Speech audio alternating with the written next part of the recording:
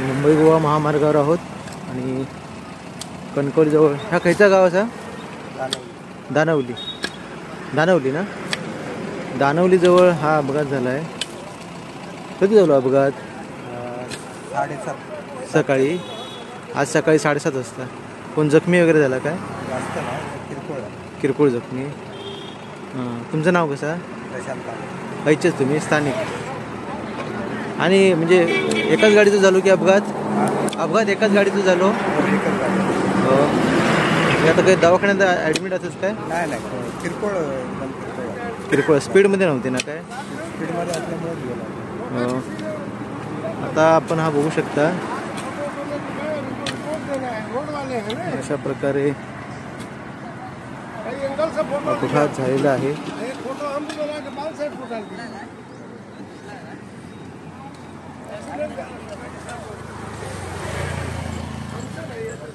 ठाणा passing आहे MH झुरच्या.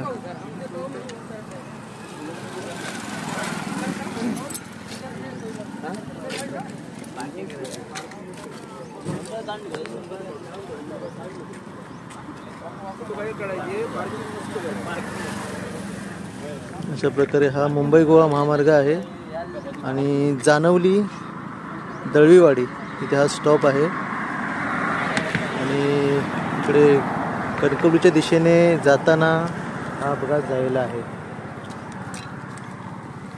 पाहू शकता आपण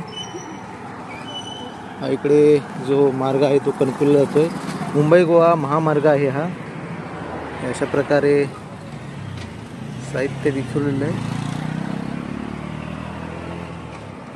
पण कट्टोकड आहे. थोडक्यात सुदैवाने हे वाचले आहेत. गाडीमध्ये जे होते ते सुदैवाने वाचलेले आहेत असं इथलं स्थानिकांनी सांगितलं. सकाळी 7:30 वाजता अपघात झाला आहे हा.